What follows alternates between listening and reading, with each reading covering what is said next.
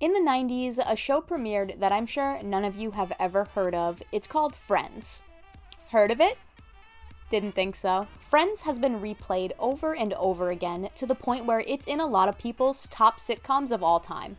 It's right up there with The Office, where newer generations who didn't watch the shows when they first aired are finding them on streaming services and becoming fans. I watched Friends for the first time when I was about 13 or 14. And it was a fun time getting to know each individual member's personalities and quirks, like how Joey loves to eat and how Monica has OCD, or how Ross tried really hard to fuck his cousin. Like, he was really trying to fuck his cousin. For the next couple of years, Friends was a relaxing rewatch from time to time on TBS when I was homesick from school or bored on a weekend. And as I got older, I found myself floating away from the show more and more. It wasn't so much that the show didn't have its funny moments, I think I was genuinely just outgrowing it. And let me be clear, this is not to make me seem like some hoity-toity better than the average television viewer because I drifted away from Friends. Trust me, I watch a lot of trash TV. There was just one day when the urge to watch it disappeared. And then time moved on, I watched a bunch of other TV series, and last year I decided it was time to start a new one. Not a new show, just one I had never seen before. I hadn't heard of Living Single until maybe my late teens, early 20s. I knew it had Queen Latifah in it, and that was about it. And after watching this quick scene,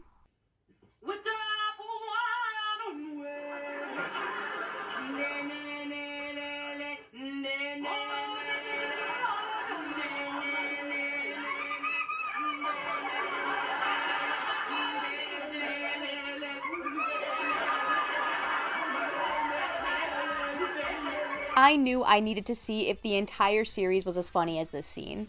And shocker, a good chunk of it is. But as I was watching it, I was starting to realize a lot of similarities between Living Single and Friends. In the beginning, it was just the premise in general. 6 friends living in the same apartment building, helping one another navigate through life. But then it was getting to the point where I was realizing these shows were having the exact same plots and episodes. Now, this is a topic that is not new in the slightest. This has been a discussion since Friends had premiered in 1994. So today, my dear viewers, I would like to take a deep dive into the history of Living Single and finally answer the question that many people who watched Living Single already know the answer to. What is the better show? Living Single or Friends? And was it theft, or was it just a coincidence that Friends had the exact same characters and plots of their episodes? We already know the answer to this. I'd also like to preface this video because I know the Friends fans out there can be rabid. If you like Friends, perfectly fine. Perfectly fine. I will be ripping into it quite a bit in this video, but if you like it, that's fine. I don't care. Please, I do not care. You can like Friends, that's fine. For this experiment here, I have 4 specific criteria that I'm going to be going through and seeing the comparisons between Friends and Living Single. And those 4 are the theme song, the characters, the will they, won't they of the show, and the finale. So these 2 themes are pretty different in tone. Friends is a poppy sound while Living Single has an R&B sound. Neither are bad songs at all, and I think both deserve their spots in the best theme songs for TV shows. I've been watching Friends longer than I've been watching Living Single, and I think that both hurts and helps for Living Single's case. The theme for Friends is so iconic from the first strum of that guitar, you know what show it belongs to. But that also means that I've heard this song so much that it almost becomes annoying. And that is not the show's fault, that is your fault. Your constant obsession with this show upped that syndication level to the point where everybody knows this show and everybody sings the song and everyone claps their hands along to the... I'm not gonna sit here and act like some high and mighty being though, the song is super catchy. And Living Single's theme is very 90s. Queen Latifah does the theme, and I would put it in the same category of Kenan and Kel in that those 2 theme songs never fail to make me excited to watch the show. It also just reminds me that I really miss when shows' themes used to be done by popular bands or singers at that time. I don't know, it felt like there was that extra dash of love given to them. The song is smooth, it's energetic, we get that great saxophone solo at the end with that beautiful sounding. There is something about this song where it's both incredibly upbeat but also very relaxing. Like if I fell asleep with my TV on and the theme for this were to start playing at 3 a.m. George Lopez style, I wouldn't wake up in a cold sweat. In the end, I think it comes down to personal preference. I don't know if we can truly pick which is the better because I think everybody is going to like one or the other more. For me personally, this one's going to be going to Living Single, just because we get that extra dash of, we have Queen Latifah doing it. It's so smooth, it's so upbeat. I don't know. There's something about it. And again, Friends could be faulted just for the fact that it's just so recognizable and so overplayed. So to Friends fans, I'm so sorry. Now, this is where we start to see the blatant similarities between these two shows. They're a group of 6 friends in their 20s, all living in the same apartment complex. And the fact of the matter is, I don't think there's any denying at this point that Friends was quite literally a direct ripoff of Living Single. When you look at these characters and you put them side by side, you can't deny the similarities. They're quite literally carbon copies of each other. You have Regine, who is a fashionista, but also a little bit of an airhead at times. Sound familiar? There's Max, a hard-driven workaholic woman who needs everything to be just the way she needs it to be. Sound familiar? We have Overton, who is a lovable, foolish type. Sinclair, who is the sort of quirky, weird girl who everybody looks at strange. We have Kyle, an incredibly sarcastic yet a very overconfident man. This is for the 2 of them. They got ripped off. The only other character that I didn't mention who didn't really have a comparative member was Khadijah. She also falls under the workaholic trope, but she also has a much more childlike side to her, where watching her be a professional and then watching her back at the apartment, it really kind of shows how she still is incredibly young. I think Queen Latifah was 23 when she did this show, which is insane. But I think it's a reminder that Khadijah is still really young. She just really wants to be seen in that professional setting. In terms of differentiating the friends in their groups, I will say that Friends does a better job at giving each friend their own distinctive personality. We have Rachel, played by Jennifer Aniston, Phoebe, played by Lisa Kudrow, Monica, played by Courtney Cox, Chandler, played by Matthew Perry, rest in peace to you, sir, Ross, played by David Schwimmer, and Joey, played by Matt LeBlanc. Each friend has their own trait that makes it easier for the viewers to designate who is who in their own friend group. In Living Single, you don't really get those very distinct type of friends, but I feel as a friend group as a whole, the Living Single group is way more believable as friends than the Friends bunch. Watching the show back and taking experiences from what the characters have done to others, I can't see them sticking with Phoebe realistically. And that's not to put Phoebe down, she was always my favorite out of the girl side of the Friends group. But if this were a realistic friend group and they're abandoning characters like Janice, I can't see them sticking around with Phoebe. I can absolutely see them leaving Phoebe behind the second she starts breaking out Smelly Cat. The tropes in Living Single aren't as exact. We have Khadijah, who's played by Queen Latifah. We have Regine, who's played by Kim Fields. We have Maxine, who's played by Erica Alexander. We have Sinclair, who's played by Kim Coles. Overton's played by John Henton.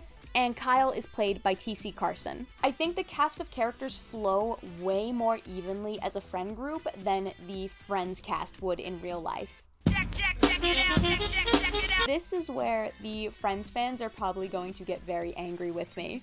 I think Ross and Rachel are the most heinous couple that TV sitcoms have ever seen. And here are just a few examples as why I feel that way. How about when Ross was pinning Rachel and Julie up against one another with his list of pros and cons that Rachel then finds? How about Ross and Rachel drunkenly getting married in Vegas, then Ross refusing to annul the marriage because he didn't want to be that guy that got 4 divorces? Like, buddy, you've already got 3, a 4th isn't really gonna make or break the situation. Or when Rachel gets pregnant and Ross, instead of being supportive, starts an argument with the condom company over the label on the box. How about the fact that they stole Monica's baby name? Or in the finale when Rachel gets the opportunity to have her dream job, and when he pleads with Rachel to stay, it didn't seem like it was for the right reasons. The right reason to want her to stay would have been something, like involving Emma, his baby, and not wanting to be away from her. But it seemed more like a showing of how he never put her passions and dreams ahead of his own. And it worked! Rachel abandoned her dreams to stay with this wet blanket of a man. Ross is a terrible boyfriend. He is mean, he's clingy, jealous, misogynistic. He tried to f*** his cousin. He's just a horrible human being. I really never got what Rachel saw in him. Now, Kyle and Max? Where's the competition? I never knew TV shows could do tension like Kyle and Max. We have seen the will they won't theys of television before. Ross and Rachel, Fox and Mulder, the list goes on. But I had never in my life seen moments like this. Is this really going to happen? It's been happening. The two begin as enemies to lovers, which is a very much overdone trope, but damn it, I'll be biased here. It works. The two don't really seem like a great pair on the surface level. Max is an independent, sharp-tongued woman who loathes the sound of Kyle talking. And Kyle is no saint. His biggest flaw is that he is incredibly misogynistic. Like, really misogynistic. He goes on plenty of tangents about how, men are the providers and women must obey them. Bullshit like that. So the idea of outspoken feminist Max being with somebody like Kyle just doesn't make sense. However, if there's one thing about Max, it's that she doesn't take shit from any man. And the back and forth is where we build that tension, very much of the opposites attract type. And slowly over time, both of them begin to soften up to one another. Well, one more than the other, but it kind of happens both ways too. I think another important factor with Kyle is while he says some crazy things about women, the show doesn't let him get away with it. Most of the time, the girls throw it right back in his face. The audience knows what he's saying is ridiculous, so that makes it all the more enjoyable when he gets humbled. The payoff of Max and Kyle finally admitting their feelings to each other had my heart skipping a beat after binging the show for just a couple of weeks, so I cannot imagine what the payoff felt like for people who were tuning in for this every week. I had never really cared about a will they won't they in any show until Kyle and Max. The on-screen chemistry between TC Carson and Erica Alexander is one that I have yet to see match. Check it out. Friends finale does do a pretty good job at wrapping up everybody's stories. Even though I hate that Ross stopped Rachel from having her dream job, it's a very set in stone ending for them, with Ross confessing his love for Rachel and Rachel deciding to stay in New York to save their relationship. Because that is the right thing to do, I guess. Monica and Chandler adopt the twins and choose to move away from the city to the suburbs. Phoebe and Mike start to think about having kids of their own, and Joey's off to do his spin-off that will be nowhere near as successful as his original show. There's a funny bit where Monica and Chandler leave their keys to the apartment on the counter, prompting the other friends to drop each of their individual copies of the key as well, so that was fun. The final line from Chandler and the final shot of the iconic door was a really nice choice for the ending. It's not perfect, again, I wish Rachel didn't have to leave her job for this man, but I think it's still a pretty thoughtful ending for the series. Now, Living Single, on the other hand, There are plenty of articles about the last season of Living Single that all have the similar take, which is, what the f*** was that? In the final season, the show introduces us to Trip, the girl's new roommate, and introducing the audience to a new main character towards the end of the series is just a bad idea. You don't give audiences enough time to get to know them and warm up to them. It also was never going to work because Trip was Regine's replacement. Kim Fields left the show before the season ended, and audiences didn't even get a goodbye. And the reason Kim had left the show was due to her feeling like the entire process of making the show felt different. She was also going through a divorce at the time, and she felt like she needed to step away. So replacing a beloved character like Regine with Trip towards the end of the series, that was never going to be a success. Not only did we lose Regine, but Kyle also leaves the show and runs off to London for a new job opportunity. He wants Max to go with him, but Max refuses, and that's really the end of their relationship up until the series finale. Now, behind the scenes, TC Carson had said that he was fired from Living Single after bringing up concerns that Warner Brothers were neglecting Living Single in favor of Friends, which absolutely checks out in my book. Storylines started getting repeated, like Khadijah dating another basketball player and the struggles that come with that. The show also really started pushing the character of Russell on us, who is a worker for Flavor magazine and really just a walking advertisement for sexual harassment. And the whole final season just wasn't good. For the series finale, we do get the return of Kyle, but only through the weird circumstance where Max decides she wants to be a mother, gets a sperm donor, and finds out that the sperm donor is Kyle. This felt like an over-the-top soap opera storyline, and I could have gone without it entirely, to be honest. It was great having Kyle back, don't get me wrong, but this is the storyline that brings them back? For the other characters' endings, Sinclair and Overton stay happily married, Khadijah and her on-again, off-again boyfriend Scooter run off together, Regine is assumed to be happily off and in love with her guy, And Trip. Do we really care about Trip? It is a real shame that Living Single had to end on such a low note. The beginnings of this show were so fun and inviting. From going through interviews, you can tell that Friends is the reason for Living Single's decline. There was a point where Friends' budget was $10 million an episode, with each of the 6 main characters getting $1 million an episode, whereas towards the end of Living Single, their budget was just $1 million an episode. Obviously, with budget cuts, you kinda have to work with what you have, so that's where we get the repeating plots, characters leaving, having to add in more of Russell and Trip. It really was just a recipe for disaster. Now, doing these comparisons are all fun and whatnot, but the fact of the matter is, Warner Brothers and their head, Warren Littlefield, is the reason why Friends got all the stardom and Living Single got left in the dust. This is something that the entire cast of Living Single has spoken about since the 90s. It led to T.C. Carson being fired and Kim Fields leaving early too.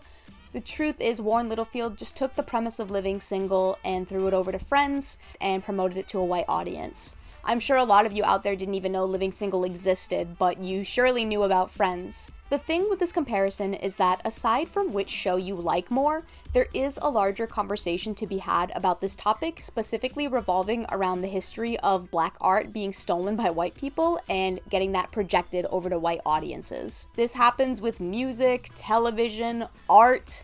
If you've ever walked inside of a British museum, when you have such a great show like Living Single, where you have a great cast, you have great characters, you have great chemistry between its actors, you have great jokes, great timing, everything was perfect for so long, and just the fact that really racism ruined it.